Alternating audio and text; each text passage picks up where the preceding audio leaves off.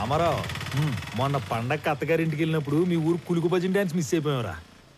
ఎరా రాఘవ, ఏంటి కొత్తగా గడ్డం? ఏముంది, 4 రోజులు లీవ్లో ఉన్నా. బద్ధకం. వచ్చే వారం ఆఫీస్కి వెళ్ళాలి, అప్పుడు తీస్తా. అది సరే కానీ నువ్వేంట్రా దూరదర్శన్, పండక్కి తప్పితే మీ ఊరు పక్కకే రావడం లేదు? నీకేంటి రాఘవా, ఏమైనా చెప్తావు? స్టేట్ గవర్నమెంట్ ఉద్యోగం కూర్చోబెట్టి పెడుతున్నారు. మా పరిస్థితి దొరకట్లో లేదురా. చాలా ప్రైవేట్ ఛానల్స్ వచ్చేస్తున్నాయి. మేము గట్టిగా కష్టపడకపోతే నిలబడటం కష్టం. గంగాధర్, నువ్వు ఎంత కష్టపడ్డా నిలబడటం కష్టమే. ఆల్రెడీ జెమిని టీవీ, ఈటీవీ అని ప్రైవేట్ ఛానల్స్ టౌన్ల వరకు వచ్చేసాయి. నెక్స్ట్ ఇంకా ఊళ్ళకే. నానా సలీం, మీరు కష్టపడకపోయినా అంతే. సెల్ ఫోన్ టెక్నాలజీ చాలా స్పీడ్గా వచ్చేస్తుంది. నియర్ ఫ్యూచర్లో మీ ల్యాండ్ ఫోన్లు అన్నీ మాయమే. అందుకే మేమంతా కష్టపడి మా డిపార్ట్మెంట్ నిలబెడతాం. అబ్బో, ఛానల్కి చిన్ననాటి స్నేహితులంతా ఒకే చోట చేరారే. ఏంటి రామారావు, మన ఊరికి ట్రాన్స్ఫర్ చేసిన తర్వాత చేతులు కట్టేసినట్టు ఉండదా? ఇక్కడ నువ్వు సాల్వ్ చేయడానికి పెద్ద సమస్యలు లేవు, అలాగని నువ్వు చేయడానికి పనులు లేవు. డ్యూటీలో ఎప్పుడు జాయిన్ అవుతుండవు? రేపే. అయితే ఇంకా పని ఉంటే తప్ప రేపటి నుంచి కనపడరా. కొత్త ఎప్పుడు వస్తాడేమో గానీ పాతనైతే 11 గంటలకు వచ్చి టెన్షన్ 1 గంటకు వెళ్ళిపోయాడు. సుఖం ఉండేది మనకి. అవును కదా. గర్జన ఆడేం చేస్తా ఉండవు, సార్ వచ్చేసి ఉన్నాడు, జనాల్ని కలుస్తా ఉన్నాడు. సార్ వచ్చాడు. సార్ పట్టుకోండి, పట్టుకోండి. సార్ వచ్చేసాడు.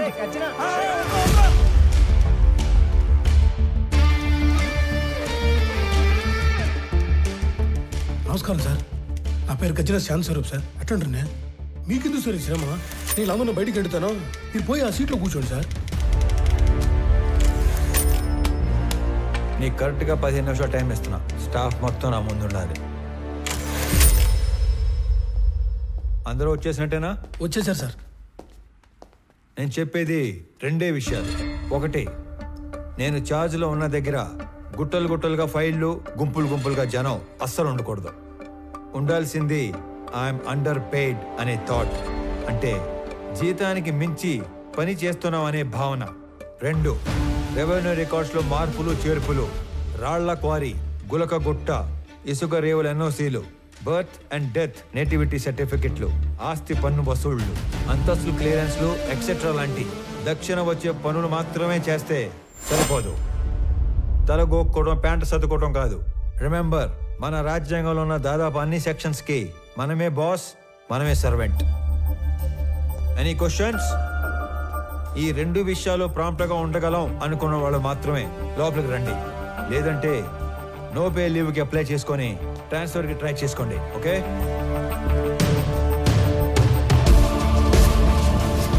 There is no privacy, no protocol in my office. నేను చేసే పని మీకు కనపడాలి, మీరు చేసే పని నాకు కనపడాలి.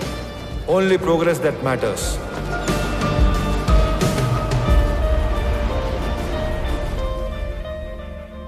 సార్, ఇతని అర్జీ చాలా ఏళ్ళుగా పెండింగ్లో ఉంది. కౌలు రైతు, 2 ఎకరాల ప్రభుత్వ బీడి భూమిని చూసుకొని అప్లికేషన్ పెట్టుకున్నాడు. కానీ అప్పర్ క్యాస్ట్. అతనికి ఆ భూమి ఇవ్వలేమని చెప్పినా కూడా ఆఫీస్ చుట్టూ తిరుగుతూనే ఉన్నాడు సార్. ఇప్పుడు కూడా మీతో గోడు చెప్పుకుంటానని నా ప్రాణం దూడేస్తున్నాడు సార్. అయ్యో, రైతు తన 10 వేళ్ళు మట్టిలో పెడితే గాని మన 5 వేళ్ళు నోట్లోకి వెళ్ళావు. అడంగల్ 13వ కాలంలో అతను పేరు రాసి తీసుకునిరా, నేను సంతకం పెడతాను. గవర్నమెంట్ కోర్టుకు వెళ్తుంది. అది కోర్టులో తేలే లోపు నేను రిటైర్ కూడా అవుతాను. ఈ లోపు రైతు వ్యవసాయం చేసుకుంటాడు. అయ్యా, చచ్చేలోపు 1 సెంటు భూమి కన్నా ఆసామిని అవుదాం అనుకున్నానయ్యా. నీ వల్ల నా కళ నెరవేరింది. నువ్విచ్చే ఆ మట్టిలో మాణిక్యాలు పండిస్తానయ్యా, మాణిక్యాలు పండిస్తాను. చూస్తా ఉండు మళ్ళా. ఒక్కొక్క మనిషి ఎంత పని చేయొచ్చా? మనం ఏళ్ల కొద్దీ చేయని పనిని కొన్ని వారాల్లో చేయించాడు ఆయన. మొగలాయి సార్. లేదంటే రోజు 6 గంటలకు ఆఫీసు బేగ వేసే టయానికి 56 మంది వెయిట్ చేస్తూ ఉండేవారు. ఇంకా 6 గంట టైం ఉంది, 2-3 కన్నా ఎక్కువ లేరు. ఆయన ఏదో మాయ చేశాడు సార్. పెద్ద మాయ చేశారా. మనం ఎంతోమంది దగ్గర పనిచేసాం. కాలం నీడలో వాళ్ళందరినీ మర్చిపోయాం. కానీ ఇతని నీడలో కాలాన్నే మర్చిపోయాం. గుర్తుండిపోతారా? రే అనంతు, పెద్దమ్మ చెప్పింది, వదిన చెప్పిందని సాకుతో నువ్వు టౌన్లో షాపింగ్ అయిపోయాక ఆఫీస్కి వచ్చిన డిస్టర్బ్ చేయవద్దు. సర్లేనా, ఒక్కసారికి ఈడు చూడు, నడి రోడ్డు ఎటా నడుస్తుడా. ముసలోడా,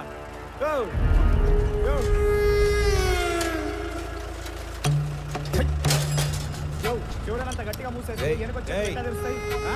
వెనకొచ్చేటి బండు తొక్కితే పైకి పోతావు. సంపుతా నా కొడక. నీ దూకుడేంద్రా పెద్ద పట్టుకొని. ఇంత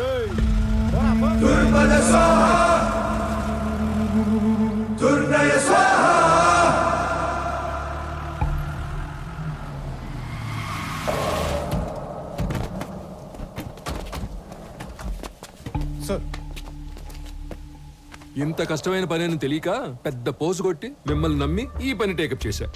ఎక్కలాడు తినాలకి వెళ్తే మెట్లు ఎక్కను దిగను సరిపోయింది. మీరు అంతే, వెళ్ళడం రావడం తప్ప ఏం ఉపయోగం లేదు. సార్ మాల్ మొత్తం ఏదో రూట్లో ఎక్స్పోర్ట్ అయిపోయింది ఏమన్నా నాకు కొంచెం డౌట్ వస్తుంది సార్. అస్సలు కాల, ఖచ్చితంగా మాల్ ఎక్స్పోర్ట్ అవ్వలేదు. ఇది నేను చెప్పిన మాట కాదు, మాల్ ఎవరైతే డైరెక్ట్ గా ఎక్స్పోర్ట్ చేసుకుంటున్నాడో డాను వాడు చెప్పిన మాట. మాల్ మీకు ట్రేస్ అవ్వట్లేదు కదా అని మన దేశంలోనే లేదని చెప్పి కథలు చెప్పొద్దు. అయితే సార్ ఇంకో 4 టీములు పెట్టి తలా ఓ దిక్కు పంపి కూంబింగ్ ఆపరేషన్ చేస్తే త్వరగా ట్రేస్ చేయొచ్చు సార్. మీ చుట్టాలు కూడా తీసుకెళ్ళరా. నువ్వెవరు సామి నా కొంప ముంచేటట్టున్నావు. ఎట్ట అంటే హడావుడి లేకుండా వెతకాలి. గవర్నమెంట్కి ఏమాత్రం ఒప్పందినా చాలా డేంజర్. ఇన్ని 100 కోట్ల ఎర్రచందనం ఒకేసారి దొరికితే దేశం ఉలిక్కి పడుద్ది. కలపకి కాపలా కూడా పెరిగిద్ది. దీంట్లో ఏది జరిగినా నన్ను లేపేస్తారు. సైలెంట్ గానే ఎతకండి, కానీ కొంచెం స్పీడ్ పెంచండి. పండి. Good morning sir. మార్నింగ్. మాల్నీదే. Good morning sir. Good morning sir. ఇది మాల్నీదే, ఇది మాల్నీదే, ఇది కూడా మాల్నీ. ఏంటి ఇవన్నీ? పేరు మాలిని సార్, ఊరు తిమ్మసముద్రం. ఆస్తి వారసత్వ బదిలీ కోసం అప్లికేషన్ పెట్టుకుంది. మనం దాన్ని రిజెక్ట్ చేశాం. దానికి నిరసనగా ఆవిడ ఉత్తరాలు రాస్తూ ఉంటుంది. బాగా బతికి చితికిన కుటుంబం అంట సార్. సరే కొత్తగా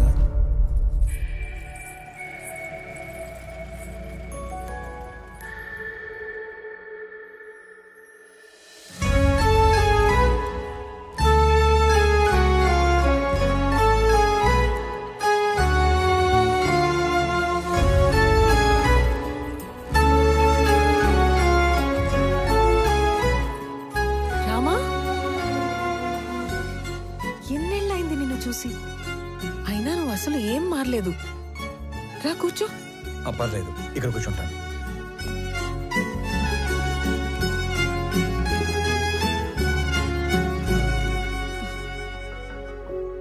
నీ పేరేంటి తల్లి? రామలక్ష్మి.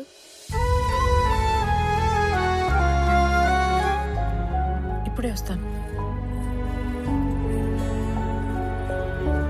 స్కూల్కి వెళ్తున్నావా?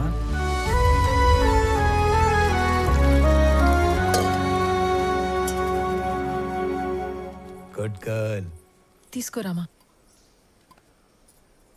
ఇప్పుడు చెప్పు, మన ఊరికి ఎప్పుడు వచ్చావు? నీకు ఒక్కడే కొడుకు కదా? బుడ్డోడు ఎలా ఉన్నాడు? ఏంటి ఏం మాట్లాడావు?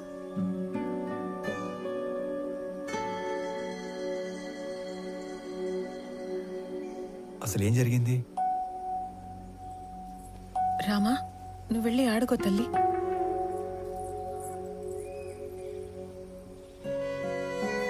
నా జీవితంలో జరిగిన చాలా మలుపుల్లో ఇది కూడా ఒకటి. మా వారి పేరు సురేంద్ర.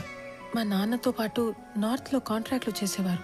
నా పెళ్లికి ముందు నుంచి కూడా మా నాన్నకి బాగా ఇష్టమైన వ్యక్తి. అమ్మ నాన్న కాలం చేశాక ఇక్కడే సెటిల్ అయ్యాం. కాంట్రాక్ట్లలో ఇబ్బందుల వల్ల నష్టాలు, వాటితో కష్టాలు కూడా వచ్చాయి. వర్మ అనే తన ఫ్రెండ్ ఏదో కొత్త బిజినెస్ ప్లాన్ ఉందంటే కలిసి వస్తానని వెళ్ళిన మనిషి తిరిగి రాలేదు. నేను ఏడ్చి ఏడ్చి కన్నీళ్లు కూడా రావట్లేదు. అవును, ఇవి నీ చేతికి ఎలా వచ్చాయి? కొన్ని రోజుల క్రితమే డిప్యూటీ కలెక్టర్గా ఇక్కడికి ట్రాన్స్ఫర్ అయ్యి వచ్చాను. అవునా? ఇంట్లో ఇంకెవరు లేరా?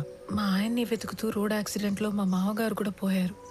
ఇవన్నీ చాలా ఉన్నట్టు సురేంద్ర ఉన్నంత కాలం పలకరింపుకి వచ్చే అతని పార్ట్నర్స్ కూడా ఇప్పుడు డబ్బు కోసం బెదిరింపులకి వస్తున్నారు. పోలీసుల చుట్టూ, లాయర్ల చుట్టూ, నీ ఆఫీస్ చుట్టూ తిరిగి తిరిగి విసిగిపోయి రోజుకో లెటర్ పంపుతుంటాను. దానివల్ల ఉపయోగం లేదు, కానీ కనీసం నా బాధ, నిరసన అయినా తెలిపితే మనసు తేలిక పడుతుంది కదా. వీటి వల్ల ఉపయోగం ఉంది.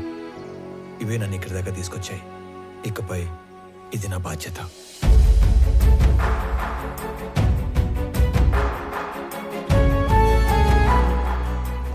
వల్ల ప్రేమలో ఓడిపోయినా ఆ బాధని లోపలే దిగమింగుకొని చిరునవ్వుతో వెళ్లిన రామ నాకు దూరమయ్యి దాదాపు 7 సంవత్సరాలయ్యింది. దిక్కుతోచని పరిస్థితుల్లో ఉన్న నన్ను వెతుక్కునొచ్చి భరోసా ఇచ్చి వెళ్తున్న రామాని చూస్తుంటే చాలా జ్ఞాపకాలు గుర్తుకొస్తున్నాయి. రామారావు, ఆ పేరు వినగానే గుడిలో గంట శబ్దం విన్నంత భరోసా వస్తుంది. రామారావు ఎస్పీఎల్గా ఉన్న మా స్కూల్లో ఆడపిల్లలందరం శివంగుల్లా బ్రతికేవాళ్ళం.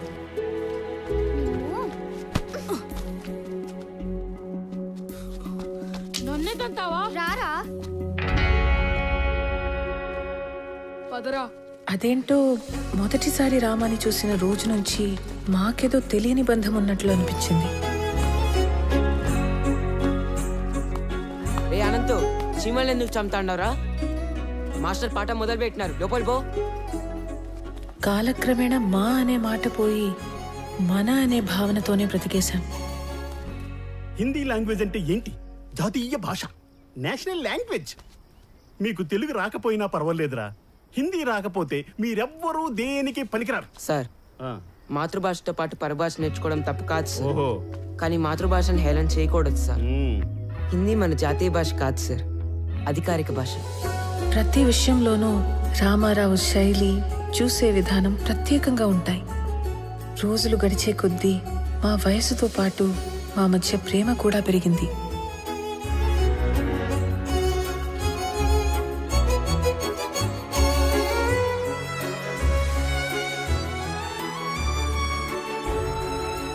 ఇప్పటికీ 2 బస్సులు వెళ్ళిపోయాయి. నువ్వు నన్ను వదలకపోతే లాస్ట్ బస్ కూడా వెళ్ళిపోతుంది. అవునా? నీకు గవర్నమెంట్ జాబ్ అంటే నా అంత ఇష్టమని నువ్వు డిగ్రీ, దాని తర్వాత జాబ్ ట్రైనింగ్ల కోసం 4 ఏళ్లుగా టౌన్లోనే ఉంటున్నా ఓపిగ్గా సర్దుకున్నాను. ఇక నా వల్ల కాదు. ఆ జాబ్ ఏదో వెంటనే కొట్టేసి నా మెడలో తాళి కట్టి నన్ను పెళ్లి చేసుకోరామా? 1 నెలలో టెస్ట్, ఇంటర్వ్యూ అన్నీ అయిపోతాయి. ఆ తర్వాత నీ ఇష్టం. ఓకే? మళ్ళీ నువ్వు ఊరికి ఎప్పుడు వస్తావు? వచ్చే నెల 25వ తారీఖు. సరేనా? తర్వాత జీవితం గురించి చాలా కళ్ళు కన్నాను. ఏ చిన్న సమస్య వచ్చినా మాలో మేమే ఒకరికొకరం సాయం చేసుకునేవాళ్ళం. అనుకున్నట్లే రామాకి ఉద్యోగం వచ్చింది. మా పెళ్లికి ఏ అడ్డంకి లేదు కదా, అంతా అనుకున్నట్లే జరుగుతోంది అని సంతోషంగా ఉన్న సమయంలో ఇటువైపు పద. అయ్యర్లో ఇంటికి అడిగి. సరే, ఆడి నుంచి ఇంటికి పోదాం. అక్కడ చిన్న పని ఉంది, నువ్వు పద. నమస్తే బాబు. నమస్తే బాబాయ్. బాగున్నారా? బాగుండా విని. ఏంటి మహాలక్ష్మి? కూర్చోండి బాబు. ఇదిగో అబ్బాయి వాళ్ళు వచ్చారు, అమ్మాయిని తీసుకురండి. అలాగే అండి.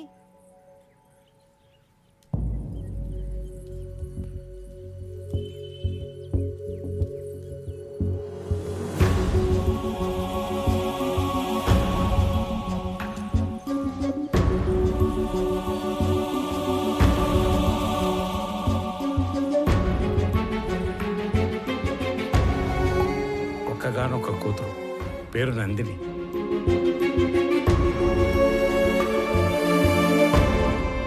ఏంటి నేను ఇది? ఎవరి అమ్మాయి? మాలిని గురించి మీకు తెలుసు కదా? తెలిసే వీళ్ళని రమ్మని చెప్పినాను.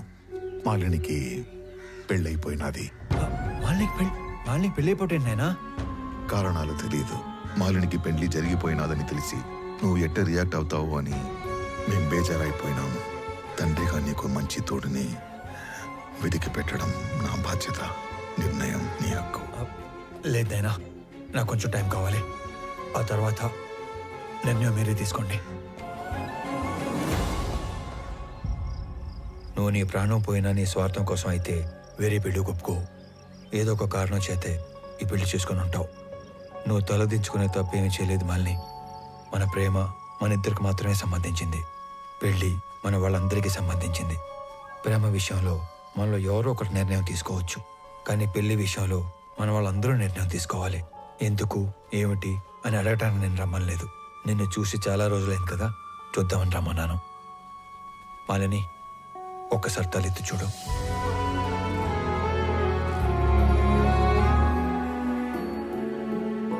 నీకు చెప్పకుండా పెళ్లి చేసుకున్నందుకు నీకు ఏ సమాధానం చెప్పుకోవాలని ఇన్ని రోజులు ఎంత మదన పడ్డానో తెలుసా.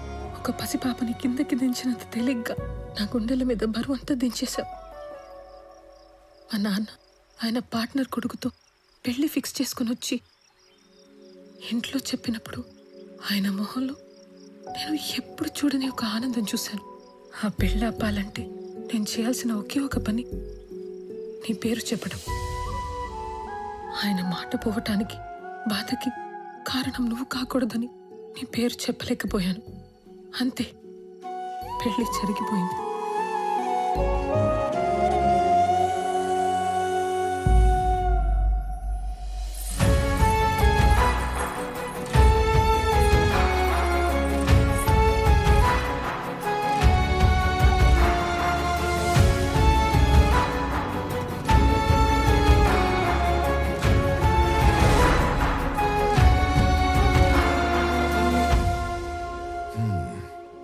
కోడలుగా రావాల్సిన అమ్మాయి పాపం తలరాత.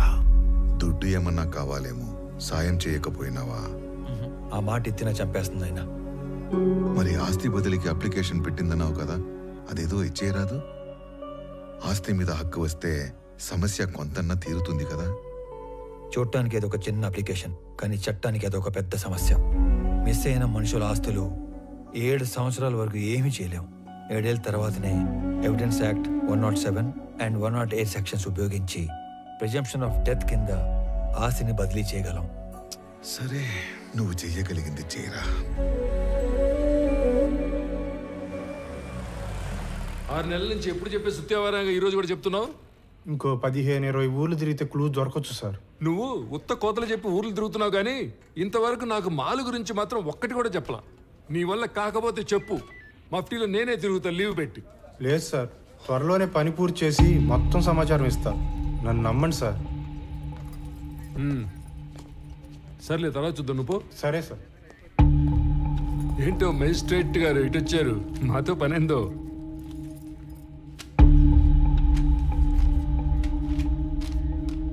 అరే, ఇది మిస్సింగ్ కేసు. మాయ్, నువ్వేనా మాలి అంటే? అదే టన్నులు ఉత్తరాలు రాస్తుంటావు. ఇంకా ఈ కేసులో ఆచూకీలు ఏం దొరకలేదు, దొరకగానే చెప్తాను. ఇక పోండి. కంప్లైంట్ ఇచ్చి దాదాపు సంవత్సరం అయింది. ఎఫ్ఐఆర్ కూడా ఫైల్ చేసినట్లేదు. ఆ మనిషి ఏడో మిస్ అయ్యాడో ఆడికి పోయి కంప్లైంట్ చేయండి, ఫైల్ చేస్తారు ఎఫ్ఐఆర్. జ్యూరిస్డిక్షన్తో సంబంధం లేకుండా ఎఫ్ఐఆర్ ఫైల్ చేయటం మీ బాధ్యత. సరే, ఎఫ్ఐఆర్ ఫైల్ చేయలేదు. ఇచ్చిన కంప్లైంట్ మీద ఏం ప్రోగ్రెస్ సాధించారు? హలో, ఏందమ్మా సాధించేదా? ఏంది ప్రోగ్రెస్లు, అటెండెన్స్లు? నేను నా పైనకే చెప్పను. ఓ అడగటానికి వచ్చాడు పెద్ద. సరే, మేమేం ప్రోగ్రెస్ చేయలేదు అనుకుందాం. అనుకుందాం మాట వరుసకి. ఆ తప్పైనాడు పెళ్ళం, సొంత వాళ్ళు కూడా ఎత్తుకుంటారు కదా, మరి వాళ్ళేం ప్రోగ్రెస్ సాధించారు? పెద్దానికి పెద్దోడు పోలీస్ స్టేషన్ మీద పట్టమే, తలుపులు బార్లో తెరుచున్నాయని. అయినా ఇందులో మీకు అంత ఇంట్రెస్ట్ ఏందో? మాయ్, నువ్వే తప్పుగా అనుకోగాక. అనుకోలే. ఆమెకి తోడుగా నేను ఇక్కడికి రిక్వెస్ట్ చేయడానికి రాలేదు. ఒక సబ్ డివిజన్ మ్యాజిస్ట్రేట్ గా నా పరిధిలో ఉన్న ఒక పౌరుడు మిస్ అయ్యాడు, దాని గురించి ఎంక్వైరీ చేయడానికి వచ్చాను.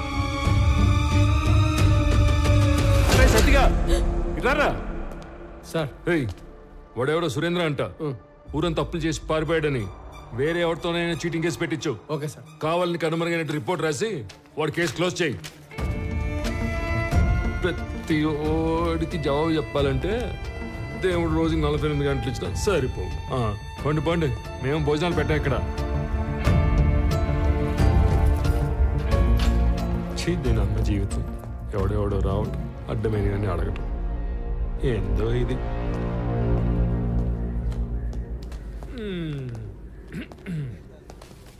శ్రీకాకుళంలో వీడేసిన ఎక్స్ట్రాలకి సబ్ కలెక్టర్ రేంజ్ నుంచి డిమోట్ చేసి టెంపరీ పోస్టులు వేసాడు. ఏదో పెద్ద హోమ్ మినిస్టర్లా వివరాలు అడుగుతున్నాడు బాబు. అదేదో మనం ఓరకనే కూర్చొని ఆలోచన చెప్పుకుంటున్నట్టు కటింగ్ ఇస్తున్నాడు. ఏంది సార్? మళ్ళీ వచ్చావింది ఏదో రాంగ్ కేసు పెట్టి కేసు క్లోజ్ చేద్దాం అనుకుంటున్నావేమో.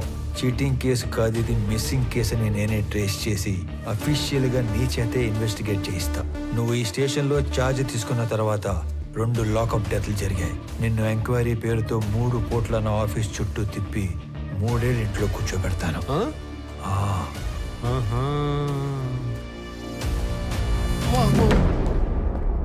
ఒరే ఆ టక్కోడు వెళ్ళాడో లేదో చూడండి రా. అమ్మా నా వల్ల కావట్లేదురా. వీడెవడరా సామె కనపడిన ప్రతిసారి ఏదో కొత్త రూల్ చెప్పి వాయించి వదులుతున్నాడు.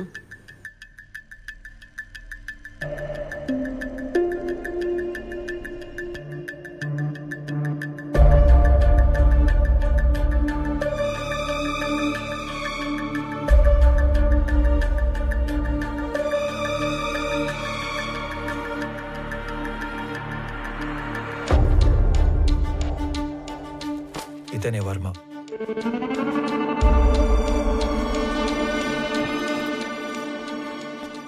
అతను పట్టుకున్న గిఫ్ట్ బాక్స్ మీద వర్మ అని పేరు రాసింది చూడు. ఇప్పుడు అతని అడ్రస్ పట్టుకోవాలి. సురేంద్ర బిజినెస్ లో హెల్ప్ కోసం వెళ్ళాడంటే వర్మ కూడా బిజినెస్ మ్యాన్ అయి ఉండాలి. ఓకే, మీ ఇంట్లో పాత క్యాలెండర్లు డైరీలు ఉంటే తీసుకుని రా.